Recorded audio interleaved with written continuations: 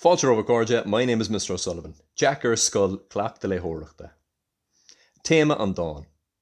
Is é imach na hóige téma an dáin seo Jeaic Scoil le dorína ní gnéide. Sa dáin seo búlamíd le Jeaic búchail séblin a ríis. Tá an gasúr seo ag dul Scoil den chéadúir. Léiríonn an fille an tathhrú saoil seo le meafar. Glandaír ganamh na trá is oscail an doras don óir. Seasan ganamh na trá do héal Jeaic ribh dul Scoil, agus is é doras don óir tagart do héal na scoile. Dar leis an bhile dás Jeaic aníos tháiríthe, má bhábín óg go dtháinig fós inithe air.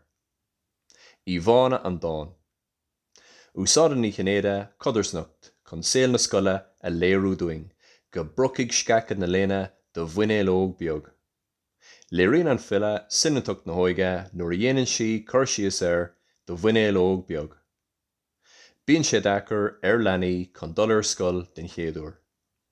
Is codarsnocht é scacad na léine mar seasann sé do na míbhantáistí ag buint le saoil na scoile. Bullaíocht, obairhhaile agus a bheith scartha ó do hismóirí. Mothúcháin an dáin. Is é grá an mothúcháin is láidre sa dáin seo grá máthair dá páiste.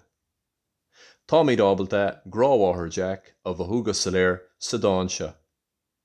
Tá spáineann an fille a grá dámach nuair úsáideann sí frital grábhar, má bhábín óg. Anuas ar sin tá sí buartha faoin amach óg, go dtuiging leathúil féin gortaín go ndómh sé sláin. Cé go bhfuil sé ag dul Scoil beag Jeaic a gcónaí mar fearín beag sean craoine is súile a bháthair. Slán libh.